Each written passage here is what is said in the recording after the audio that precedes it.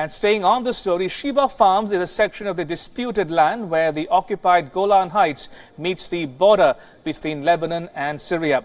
Wion Berlin One's Nagain Singh had recently travelled to Lebanon and brought us this ground report. Take a look.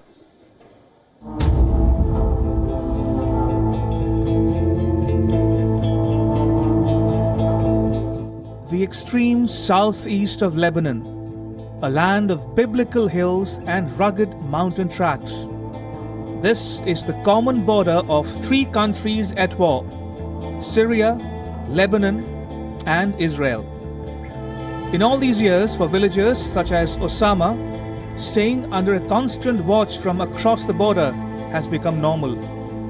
Osama was born and raised in Sheba, but had to flee the area during the Israeli occupation.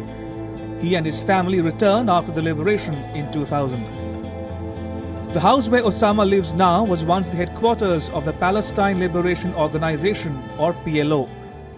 A very old village and very rich village also, with fruits, with water, with everything. There is more than 90% they are Sunni Muslim, and there is about 10% who is Christian. Most of the people who live here, they are old age people or young, because these people have a land. Over 40 square kilometers of Sheba's farmland has been occupied by the Israeli side.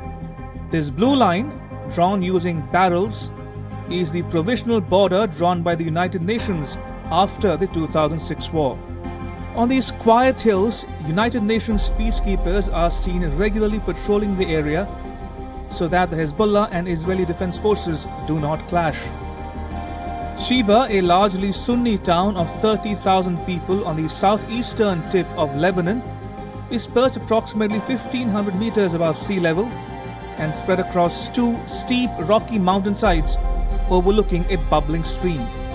On one side it shares a border with Syria, and on the other side lies the Israeli-occupied Golan Heights. To add to the complexity, Sheba village had 14 farms. Now almost all of them are under Israeli occupation.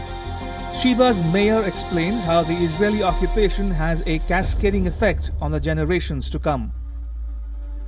هلا هيدي سنة 2006 إسرائيل. In 2006, Israel invaded Lebanese territory and bombarded most parts of the country. We suffered a lot.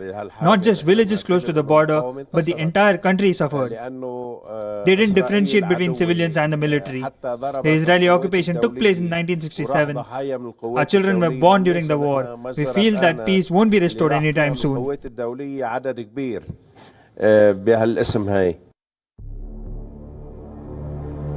Most of the residents have already moved out and shifted to Europe due to this unending conflict. In 2006, a full-scale war broke out between Israel and the Lebanese armed group Hezbollah. The 33-day war ended inconclusively. Now, the United Nations peacekeepers manage the area, keeping the opposing sides at bay.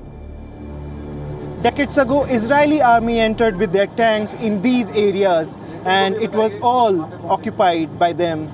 But now it is the United Nations which has made sure that all this area is under the control of Lebanon and peace prevails in this area.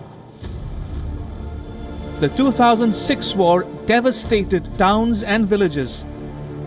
Sheba resident Mira explains why Sheba is vital for Lebanon and what it was like to live under Israeli occupation. It's a part of your like, it's your earth, it's your land, it's your country. You don't have to lose any one single meter. So yes, it's difficult, but also it's good that they just quit from here. Okay, still have the Sheba farmers, and hope so they would go out one day. If the entire Sheba farm would have been under Lebanon, it would have been more prosperous land because Sheba was... You just will be like more peaceful. You know, your country is like complete. Here there's a peace. It isn't here. Following the month-long war in 2006, Hezbollah halted its attacks, and the UN, at the behest of the Lebanese government, agreed to re-examine Lebanon's stakes in the area.